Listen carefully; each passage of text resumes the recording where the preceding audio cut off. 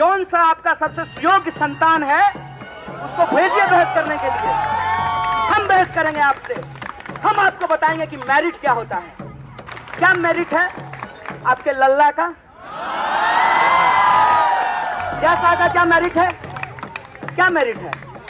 सिर्फ इस बात को छोड़ दिया जाए कि उनकी शकल हूबहू अमित शाह से मिलती है।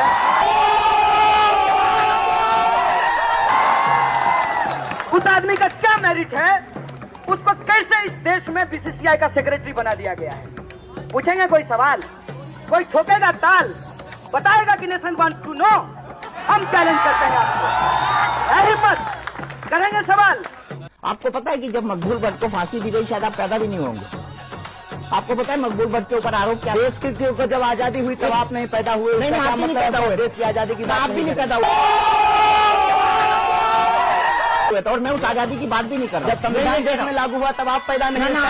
संविधान आप भी पैदा नहीं हुए। आप भी पैदा नहीं, ये कोई तर्क नहीं है। तो मैं सवाल पूछे, मैं जवाब दूंगा। मैं जानना चाहता हूँ मकबूल भट्ट का गुनाह। एक पत्रकार हमको बार बार कह रहा था कि जो दे सकते हैं उनको देने में क्या दिक्कत है? अरे जो तुमको दे सकते हैं उनसे तो तुम ले ही रहे हो। कौन राजनेता है जो मीडिया वाले से दोस्ती नहीं करेगा? मर रहा है क्या उसको?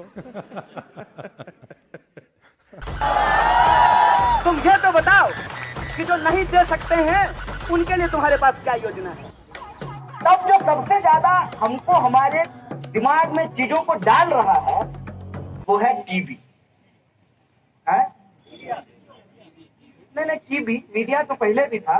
सुनो सुनो सुनो, वो भी मीडिया ही था, वो अपने दौर का मीडिया था। आज जो है टीवी, उस टीवी ने हमारे लिए प्रोडक्ट बेचते बेचते प्रधानमंत्री बेचना शुरू कर दिया, हम लोगों को पता ही नहीं चला। ठीक है, मतलब बुरा होने के लिए फेयर एंड लवली लगाइए, पैर फट गया है तो क्रैक लगाइए, नहीं शुद्ध पानी केंट देता है, ऐसा हेमा मालिनी देती है। तब तक तो मामला ठीक था। अब जब ये बोलने लगा रोज आकर के मोदी नहीं तो हूँ, मोदी नहीं तो हूँ, सही में दिमाग में घुस गया कि सही में मोदी नहीं तो हूँ। मोदी वर्सेस हू, मोदी वर्सेस हू, मोदी वर्सेस हू। एक तरह के लोग वो हैं जो रवीश कुमार को बहुत पसंद करते हैं और दूसरे तरह के लोग वो हैं जो नेशन वांट्स टू नो। कि nation wants to know. Nation wants to know नहीं है वो, बेसिकली जिधर से कमीशन आएगा उसका गाना गाना वो शुरू कर देगा। तो उसका नाम नेशन वांट्स टू नो नहीं होना चाहिए, उसका नाम कमीशन वांट्स टू नो होना चाहिए। जिधर से कमीशन आएगा उसके लिए बोलेगा। टीवी पे जो विश्लेषक आते हैं वो अपनी पार्टी से उनका क्या संबंध है ये वो नहीं बताते हैं। मेरा सुभाष जी से परिचय बहुत देर से आया, लेकिन उनके पिताजी से मेरा परिचय बहुत पहले आया।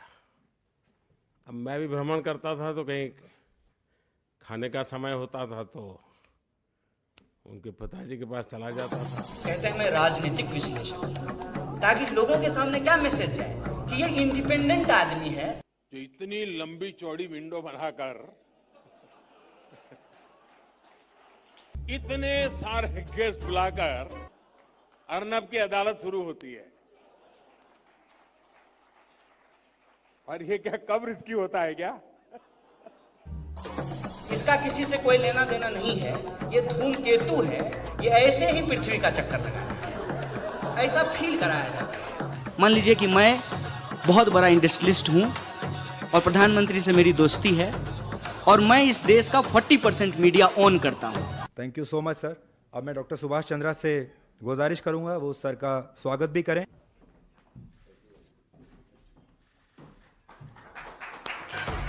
तो स्वाभाविक रूप से प्रधानमंत्री से कोई सवाल नहीं पूछेगा, दिन भर जो है वहां पे भक्ति चलता रहेगा। है कि आज मीडिया से रिपोर्टिंग खत्म हो गई है। पहले रिपोर्टर हुआ करते थे, एडिटर हुआ करते थे, अब एंकर होते हैं और एंकर की पॉपुलैरिटी इतनी ज्यादा है कि वो हर चीज के एक्सपर्ट हैं। वो मंगल के भी एक्सपर्ट हैं, चंद्रमा के भी एक्सपर्ट हैं, वो ज्योग्राफी भी जानते हैं, हिस्ट्री भी जानते हैं, पॉलिटिक्स भी जानते हैं। ऐसा कैसे हो सकता है? क्योंकि एंकर को एक्चुअली कुछ करना ही नहीं है। एंकर को सिर्फ और सिर्फ प्रोपेगेंडा करना है।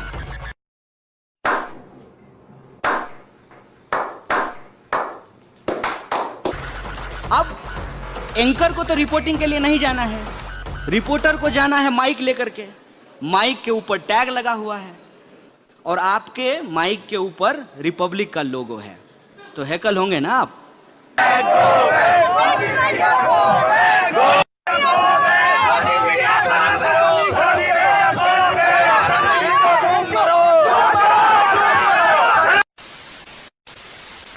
और मेरी माँ तो सरकारी नौकरी नहीं है, 3000 कमाती है।